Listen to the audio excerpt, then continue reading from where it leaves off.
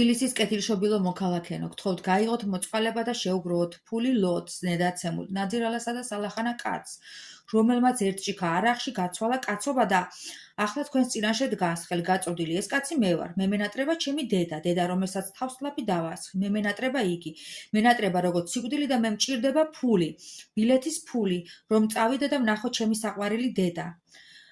თბილისის კეთილშობილო მოქალაქეო, გაიღეთ მოწყალება, გემუდარებით. ხმა ოდნავ თოლვარე, პათეტიკური, მაგრამ ყალბი იყო. ჩექმის, არყის, მდოგვის, მჟავე ღვინის, მყრალი თამბაქოს, ნესტის, ოფლისა და აკოთებული ქაშაყის სუნით გაშგენდილი სარდაფი გუგუნებდა. მიუხედავად ყალბი პათეტიკურობისა, ეს შემზარავი მონოლოგი აღსარება ამ ჯოჯოხეთურ სალხინობელში მეხივით გავარდა და რამდენიმე წამით, ვიმეორებ მხოლოდ რამდენიმე წამით სამარისებური სიჩუმე ჩამოვარდა.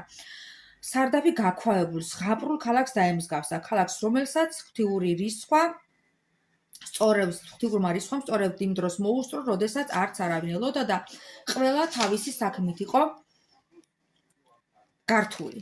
გაიარე, ლოთი მეორე მაგიდასთან მივიდა და ხელი გაიშვირა. თბილისის კეთილშობილო მოქალაქეო, არ გინდა ტლიკინი, შეაწყვეტინა ერთ-ერთმა და არყი ცავსე ჭიქა მიაწოდა. დალიე, ლოთმა არყიანი ჭიქა ჩამოართვა და პირთან მიიტანა.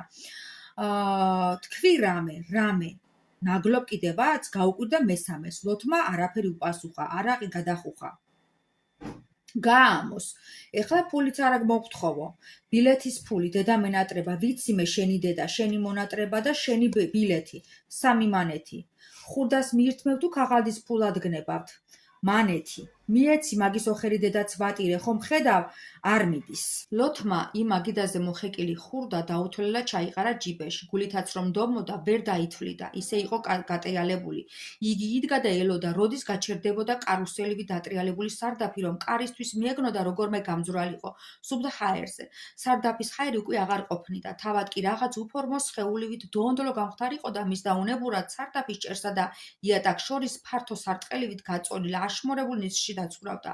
შეუჩერებლად აი გასწორდა სარდაფი, კარუსელმაც უკლოსვლას, აგერ კარმაც ჩამოიარა. ლოთი კარისკენ დაიძრა.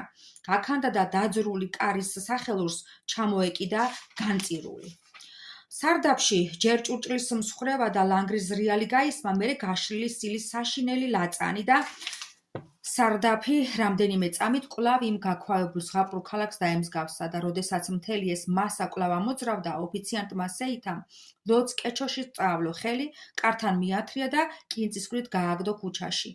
ლოთმა ხელის გულით მოიხოცა ცხვირიდან გამონაჟონი სისხლი და ლასლასით გაყვა მელიქიშვილის ვიწრო ქუჩას. გამლელები გვერდს უვლიდნენ, ან საერთოდ ქუჩის მეორე მხარეს გადადიოდნენ. ის კი მიდიოდა თავისთვის ზიგზაგებით. ხის ტახტზე იწვა გულაღმა. გაუხდელად, ეძინა უსიზღვროდ, მკვდარივით. მაშინ გაეღვიძა, როდესაც მეზობელ ოთახში კედლის საათმა ზარი დარეკა. მხოლოდ ერთხელ დარეკა საათმა.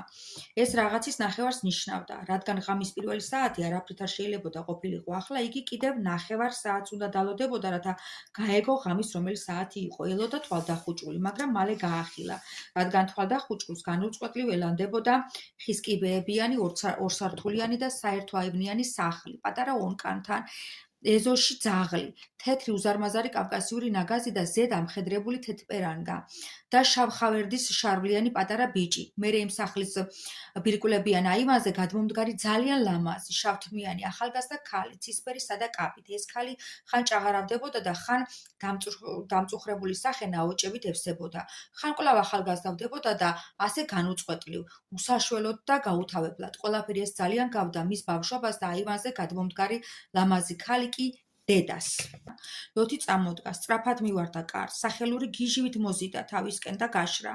ზღრუბლს იქეთ ლურჭკაბიანი, სადაც თმა დავარცხნილი ჭაღარა ქალი იდგა. ლოთს არ გაუგონია ზურგს უკან, როდის დარეკა მეზობლის კედლის საათმა, ეკვრჯელდა როგორ აწაკ-წაკდა ონკაში წყალი. ლოთმა თვალები დახუჭა და დიდი ხნის შემდეგ კვლავ რომ გაახილა, ჭაღარა ქალი ისევ ზღრუბლს იქეთ იდგა.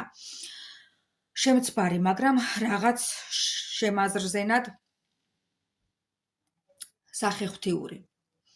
ვინახართ თქვენ ქალბატონო, ჩურჩულოდ კითხა ლოთმა. 1 საათი აქ ვდგავარ და დაკაკუნებას ვერ ვბედავ, უპასუხა ქალბატონმა. ვინ ხართ თქვენ ქალბატონო? გაუმეორა კითხვა ლოთმა. თქვენი კარი მესამე კარია, ვერც ერთზე ვერ დგავბედე დაკაკუნება. ალბათ ვერც აქ გავბედავდი, თქვენ თვითონ რომ არ გაგეღოთ. რა გნებავთ ჩემგან ქალბატონო? მათხოვარი არ გეგონოთ, შვილო. ქალს ხმა უთრთოლდა, დედა ვარ. ვისი დედა? შეეშინდა ლოც. ჯარისკაცის დედა ვარ. ქალი გაჩერდა, რადგან ვეღარ ლაპარაკობდა. მერე როგორც იქნა განაგრძო. ცნობა მივიღე, შვილი მიწევს ჰოსპიტალში. მომავკტავი და უნდა ჩამოვიყვანო, რადაც არ უნდა დამიჯდეს, სირცხვილად, ნამუსად, სიკვდილად, ზურგით ფორთხვით, მაგრამ უნდა ჩამოვიყვანო. ჩემგან რა გნებავთ, ქალბატონო? ლოთმა ეს თვალებით კითხა. მათხოვარი არ გეგონო, შვილო, დედა ვარ, ფული მინდა, გზის ფული. თბილისის კეთილშობილო მოქალაქენო, ჩაესმა ლოთს ხურში საკუთარი ხმა. მერე ჩემთანა მოგიყვანათ, ქალბატონო. არ გამაწბილო, შვილო, არ დამყუპო, სხვა კარს მე ვეღარ მივადგები, ეს კარი უკანასკნელი იყო. ქალმა თავი დახარა. ლოთმა დაინახა ქალის შავი, გაცვეთილი ფეხსაცმელის წვერი, როგორ დაეცა წვერზე, როგორ დაეცა ცრემლის რამდენიმე წვეთი. მანაც აღწახებული ხელები სწრაფად ამოიღო ჯიბიდან დაკუჭული, დაფლეთილი ნაწვალები ფული და ქალს გაუწოდა. ქალს ხელი არ გაუშვერია. მაშინ ლოთმა ძალიან ფრთხილად ქალს ფული უბეში ჩაუკუჭა. მერე ჯიბეები ამოოტრიალა და ისე დადგა ქალის წინაშე, ქალი კი იდგა და ტირილს განაგრძობდა. ლოთი მიხვდა, რომ ქალს მადლობის თქმა უნდოდა, მაგრამ ვერ ახერხებდა. მაშინ იგი ნელ-ნელა დაეშვა ორთავე მუხლებზე, ფეხებზე ემთხვია ქალბატონს და თავად უთხრა: მადლობა, გმადლობთ, დედა. და როდესაც კვლავ ასწია თავი, რათა ქალისთვის სახეში შეეხედა, ქალი აღარ იყო, ხოლო ზღუდთან იმ ადგილას, სადაც ქალი იდგა, დაფლეთილი, დაკუჭული, ნაწვალები ფული ეყარა. ღმერთო, ნუ თუ ესეც მოჩვენება იყო. ქუჩაში თენდებოდა. გზავრებით გაჭედილ, დახუთულ და ბნელ ვაგონში კონტროლიორი მოაბიჯებდა გვერდულად. იგი ბილეთებს უმოწმებდა გზავრებს. უკან გამცილებელი მოყვებოდა, დამნაშავესავი და სანთლის მჟუტავ ფარანს უნათებდა, გასახრეტა ჩამორთმეულ ბილეთზე. რევიზორი ისეთი გულმოდგინებით ათვალიერებდა მგზავრებს, მათ ნივთებს და ბარგი ბარხანას, თითქოს დიდად საშიშ სახელმწიფო დამნაშავეს ეძებდა. თქვენი ბილეთი? მონოტორული ხმით ნახევრად უბრძანებდა, ნახევრად ეკითხებოდა იგი მგზავრებს და თითქოს მთელი მატარებელი ემდურისო ხმას არავინ არ სცემდა. ისე უხმოდ აწვდიდნენ ბილეთებს. თქვენი ბილეთი? იმართა მან მეხუთე კუპეში, ფანჯარასთან მჯდომ, გამხდარდა წვერ გაუპერსავ მგზავრს. პასუხმა დაიგვიანა. თქვენი ბილეთი? გაუმეორა კითხვა. არა მაქვს ბილეთი. რაო? გაუკვირდა კონტროლიორს. არა მაქვს ბილეთი. გაიმეორა მგზავრმა. მერე და სად მიბრძანდებით, ბატონო, ასე უბილეთოთ? დედასთან. ვისთან? და ახლა ისე განცვიფრდა კონტროლიორი, რომ მასზე უფრო განცვიფრებულ გამცილებელს ფარანი ჩამოართვა და მგზავრს სახეში მიანათა. დედასთან, გაუმეორა მგზავრმა. რომელ დედასთან უნდა ეკითხა ლაზღანდარობის ხასიათზე მოსულ კონტროლიორს, მაგრამ მგზავრის მიტკალივით თეთრ სახეს და ჭაღარაგარეულ წვერზე თვალებიდან ღვარა ჩამოდენილ ცრემლს რომ შეხედა, ტანში შიშის ჟუანტელმა დაუარა. მერე ცივად შეტრიალდა და ტამბურისაკენ გაემართა. მატარებელი კივილით შევარდა ვაგონში. ეს არის ამონარიდები ნოდარ დუმბაძის